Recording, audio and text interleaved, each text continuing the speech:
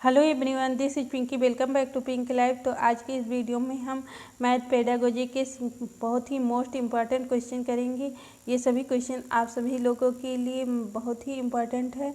ये previous year paper 7 फरवरी 2023 को जो हुआ था उसी का क्वेश्चन है सारे। तो चलिए देख लेते हैं। पहला क्वेश्चन है, फैजा कहती है कि 1/8 1/2 से बड़ा है, भिन्न है। फैजा द्वारा की गई इस त्रुटि के लिए निम्नलिखित में से कौन सा सर्वाधिक उपयुक्त है? यह एक कार्यविधिक त्रुटि है, अवधारणात्मक त्रुटि है, थर्ड लापरवाही से हुई त्रुटि है, फोर्थ भाषा की त्रुटि है। तो देखिए यहाँ पे अवधारणा है कि जिसका हर बड़ा रहता है वो क्या होती है, संख्या छोटी रहती है, और जिसका हर छोटा रहता है वो बड़ी संख्या रहती है। लेकिन इसमें वो फैजा क्या कर रही है, उल्टा बता रही है। 1/8 1/2 से बड़ा है, यानी कि 1/8 जो है छोटा है, लेकिन ये इसको उल्टा बता रही है। तो इसका मतलब अवधारणा में उसकी त्रुटि है। सेकेंड ऑप्शन अवधारणात्मक त्रुटि करेक्ट होगा। अगला क्वेश्चन देख लेते हैं। राष्ट्रीय पाठ्यचर्या रूपरेखा 2005 के अनुसार गणित पाठ्यक्रम कैसा होना चाहिए? सुसंगत और स्थैतिक होना चाहिए, महत्वाकांक्षी और स्थैतिक होना चाहिए, थर्ड स्थैतिक और गतिविधि पर केंद्रित होना चाहिए, फोर्थ महत्वाकांक्षी और सुसंगत होने चाहिए। तो राष्ट्रीय पाठ्यचर्या रूपरेखा 2005 के अनुसार गणित पाठ्यक्रम महत्वाकांक्षी और सुसंगत होना चाहिए। तो फोर्थ ऑप्शन इसका करेक्ट होगा। अगला क्वेश्चन देख लेते हैं। प्राथमिक कक्षा के अधिगमकर्ताओं में बीजीय चिंतन को विकसित करने के लिए निम्नलिखित में से किसको आधार के रूप में लिया जा सकता है? तो किसको आधार के रूप में लिया जा सकता है? पहला ऑप्शन दिया गया है, आकृतियों की पुनरावृत्ति वाले सरल प्रतिमानों से आरंभ करना और फिर ऐसे जटिल प्रतिमानों की ओर बढ़ना जिनमें संख्याएं भी शामिल हो। सेकेंड है, बीजीय समीकरणों का परिचय देने के लिए ग्राफी विधि का उपयोग करना। थर्ड है, समस्या को हल करने के लिए बीजीय सर्व समीकरणों का परिचय देना। फोर्थ है, दैनिक जीवन में बीजगणित के उपयोग पर बल देना। तो देखिए, बीजीय चिंतन को विकसित करने के लिए आकृतियों की पुनरावृत्ति वाले सरल प्रतिमानों से आरंभ करना और फिर ऐसे जटिल प्रतिमानों की ओर बढ़ना जिनमें संख्याएं भी शामिल है। तो ये वाला ऑप्शन करेक्ट होगा। अगला क्वेश्चन देख लेते हैं। जब 25 से 7 गुना करने को कहा जाता है तब एक विद्यार्थी 7 बार 25 को जोड़ता है। निम्नलिखित कथनों में से कौन सा दिए गए संदर्भ में सही है? तो कौन सा सही है? तो पहला ऑप्शन दिया गया, अनौपचारिक युक्तियों के बजाय औपचारिक कलनविधि के उपयोग पर बल देना।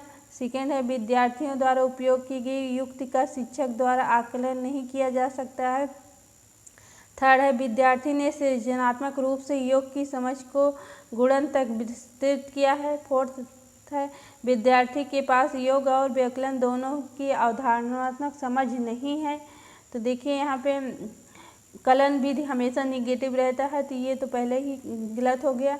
विद्यार्थी द्वारा उपयोग की गई युक्ति का शिक्षक द्वारा आकलन नहीं किया जा सकता है, तो क्यों नहीं किया जा सकता है? किया जा सकता है, तो ये भी गलत होगा। विद्यार्थी ने सृजनात्मक रूप से योग की समझ को गुणन तक विस्तृत किया है, तो ये करेक्ट है। विद्यार्थी के पास योग और व्याकरण दोनों अवधारणात्मक समझ नहीं है, तो बच्चे के पास समझ नहीं है तो ऐसा नहीं है, उसको समझ है। उसने 25 को 7 से गुणा करने के बजाय 25 को 7 बार जोड़ दिया है, तो समझ है, इसलिए थर्ड ऑप्शन करेक्ट है। अगला क्वेश्चन देख लेते हैं। प्राथमिक स्तर पर बच्चों की गणित की तर्क क्षमता का सर्वाधिक उपयुक्तता से डैश के द्वारा अनुमान लगाया जा सकता है। तो पहला ऑप्शन है, गृह कार्य के लिए दिए गए प्रश्नों को चरण दर चरण पूरा करने।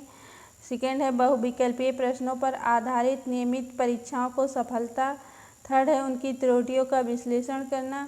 और फोर्थ है, औपचारिक कलनविधि को कंठस्थ करना। तो देखिए यहाँ पे भी कलनविधि है, तो ये पहले ही गलत हो गया।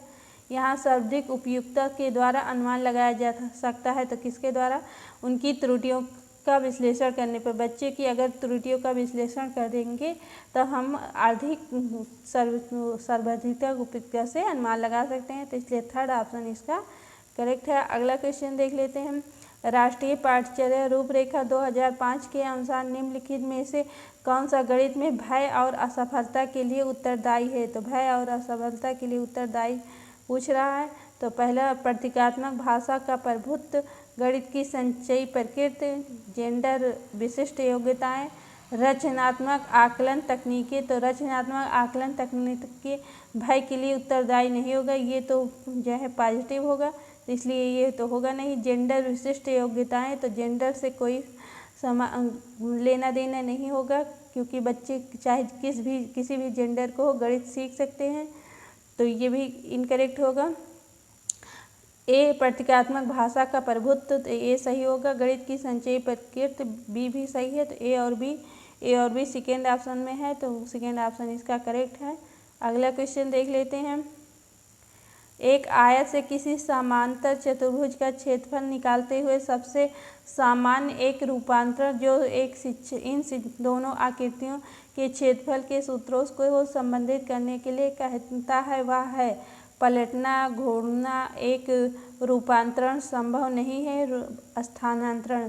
तो देखिए, सबसे सामान्य एक रूपांतरण जो शिक्षक इन दोनों आकृतियों के क्षेत्रफल के सूत्र से को संबंधित करता है के लिए कहता है, वह है पलटना। तो फर्स्ट ऑप्शन इसका करेक्ट होगा। अगला क्वेश्चन देखते हैं। निम्नलिखित कथनों में से कौन सा प्राथमिक कक्षाओं में आंकड़ों का प्रबंधन के शिक्षण के संबंध में सही है? तो ए इसका परिचय नहीं देना चाहिए, क्योंकि प्राथमिक कक्षाओं के विद्यार्थियों को आंकड़ों को संभाल नहीं पाएंगे। तो देखिए, इस तरह के ऑप्शन हमेशा निगेटिव रहते हैं, तो ये नहीं होगा, क्योंकि बच्चे में किसी भी प्रकार की कमी नहीं निकालना है हमें। या सेकेंड ऑप्शन है, या गणित और ज्यामिति में गणितीय अवधारणाओं से संबंध नहीं है, तो ये भी गलत है, नहीं, निगेटिव बताया गया है। अगला है, इसका प्राथमिक कक्षाओं में अनौपचारिक रूप से परिचय दिया जा सकता है, क्योंकि प्राथमिक कक्षाओं के विद्यार्थी इसे अपने दैनिक जीवन के अनुभव से जोड़ सकते हैं, तो ये होगा। तो थर्ड ऑप्शन इसका करेक्ट है। अगला है, ऑप्शन दिया गया, यह उच्च संज्ञानात्मक कौशल की अपेक्षा रखता है जो प्राथमिक कक्षाओं के विद्यार्थियों के पास नहीं है। तो देखिए, यहाँ पे भी नहीं है कहा गया है, तो ये भी गलत होगा, इसलिए थर्ड ऑप्शन ही करेक्ट है। अगला क्वेश्चन देख लेते हैं। निम्नलिखित में से कौन सी उच्च प्राथमिक स्तर पर गणित में हस्तकौशल सहायक सामग्री के उपयोग के बारे में सही नहीं है? तो सही नहीं है, आपको देखना है नहीं वाला ध्यान से। ये गणित की जटिल अवधारणाओं को समझने में मदद करते हैं, तो ये भी तो होगा। इनका उपयोग गणित की कक्षा में खाली समय बिताने के लिए किया जा सकता है, तो ऐसा नहीं है, खाली समय बिताने के लिए नहीं किया जाता है। इनका उपयोग आकलन के लिए एक शिक्षण शास्त्रीय संसाधन के रूप में किया जा सकता है, तो ये भी होगा। ये गणित की अमूर्त अवधारणाओं के मूर्त प्रस्तुतिकरण में मदद करते हैं, तो ये भी होगा। तो नहीं वाला में पूछा गया, तो नहीं वाला सेकेंड ऑप्शन करेक्ट है। अगला क्वेश्चन देख लेते हैं। 10 सेंटीमीटर लंबे लचीले फीते को 5 सेंटीमीटर खींचा जाता है। लचीले फीते की नई लंबाई क्या है? आगे दिया गया, हेमलता अपनी कक्षा में विद्यार्थी की समझ उपयुक्त इबारती सवाल प्रस्तुत करती है। मूल अवधारणा जिसकी ओर वह संकेत कर रही है वह है, तो किसकी ओर संकेत कर रही है? देखिए, पहले 10 सेंटीमीटर था, बाद में खींचकर 5 सेंटीमीटर हो गया। अब पूछा जा रहा है नई लंबाई क्या है, तो इसमें किसका किया जा रहा है? योग का, अनुपात का, गुणन का, समानुपात पर। तो यहाँ पे आप देख ही सकते हैं कि यहाँ पे योग का मूल अवधारणा जिसकी ओर संकेत किया जा रहा है, तो फर्स्ट ऑप्शन ही करेक्ट है। अगला क्वेश्चन देख लेते हैं।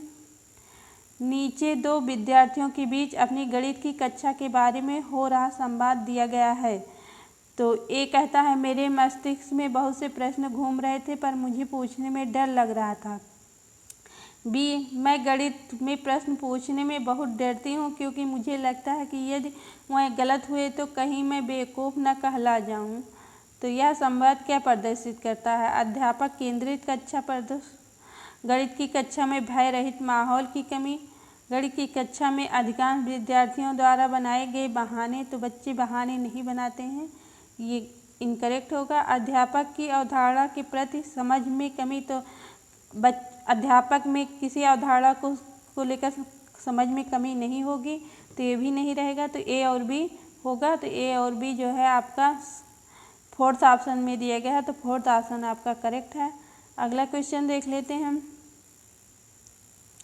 राष्ट्रीय शिक्षा नीति 2020 के अनुसार गुणवत्ता शिक्षा प्रदान करने और बच्चों को स्वतः स्वाधिगम करता बनाने के लिए महत्वपूर्ण सिद्धांत हैं।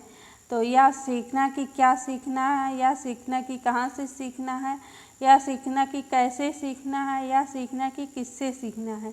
तो महत्वपूर्ण सिद्धांत पूछा गया है, तो थर्ड ऑप्शन यह सीखना कि कैसे सीखना है, ये महत्वपूर्ण सिद्धांत है स्व अधिगमकर्ता बनाने के लिए। तो थर्ड ऑप्शन का करेक्ट हुआ। अगला क्वेश्चन देख लेते हैं। एक शिक्षक के लिए अनुमान के शिक्षण के समय निम्नलिखित में से क्या महत्वपूर्ण है। तो पहला ऑप्शन दिया गया है, शिक्षक को यह समझना चाहिए कि अनुमान लगाने का एक ही श्रेष्ठ मार्ग है। तो एक ही यहाँ पे ही कहा गया है, तो ये गलत है होगा। शिक्षक को उन विद्यार्थियों के उत्तरों की अपेक्षा करनी चाहिए जिनके उत्तर अनुमानित उत्तर से काफ़ी दूर हैं। तो देखिए इसमें बच्चों को किसी भी प्रकार की उपेक्षा नहीं करनी चाहिए, तो ये भी गलत होगा। शिक्षक को उन विद्यार्थियों को प्रोत्साहित करना चाहिए जिनका अनुमान सबसे निकट है। तो सबसे निकट वाले अनुमान को प्रोत्साहित किया जाना चाहिए। अगला देख लेते हैं। शिक्षक को विभिन्न यथोचित उत्तरों के प्रयास के लिए अवसर प्रदान करना चाहिए। तो पश्चात उन पर चर्चा करनी चाहिए। तो देखिए जिसमें अवसर प्रदान किया जा रहा है उसमें चर्चा भी की जा रही है, तो यानी फोर्थ ऑप्शन इसका करेक्ट होगा। ये भी अनुमान सबसे निकट है, प्रोत्साहित करना, लेकिन ज़्यादा करेक्ट फोर्थ वाला है, तो इसलिए हम फोर्थ वाला करेंगे। तो फोर्थ ऑप्शन इसका करेक्ट हुआ। अगला क्वेश्चन देख लेते हैं। गणित में नैदानिक परीक्षा का प्राथमिक उद्देश्य है।